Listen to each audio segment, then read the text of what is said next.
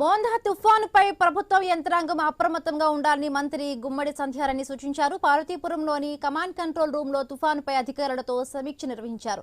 లోతట్టు ప్రాంతాల ప్రజలను సురక్షిత ప్రాంతాలకు తరలించాలని ఆదేశించారు. గిరిజన ప్రాంతాల ప్రజలు వాగులు వంకలు దాటేటప్పుడు అప్రమత్తంగా ఉండాలని సూచించారు. బాలింతలను సురక్షిత ప్రాంతాల్లోకి తరలించాలన్నారు.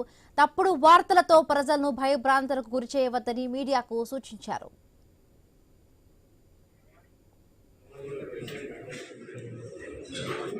చూసుకొని దిగండి వాగులు వంకల్లో.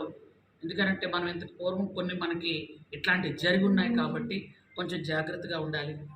అలాగే కరెంట్కి అయితే మాత్రం ఎలక్ట్రిసిటీ డిపార్ట్మెంట్ వాళ్ళకి చెప్పాం.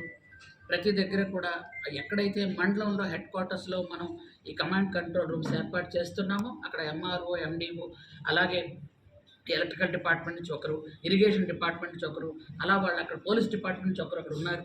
వాళ్ళంతా కూడా అక్కడ ఏం జరుగుతుందని చూడటం కూడా జరుగుతుంది. ముఖ్యంగా ఇంతవరకు మన పార్వతీపురం మన్యం జిల్లాలో ఇంతవరకు ప్రమాదకరమైనటువంటి సంఘటనలు కానీ విషయాలు కానీ భగవంతుడి వల్ల వెళ్ళలేదు.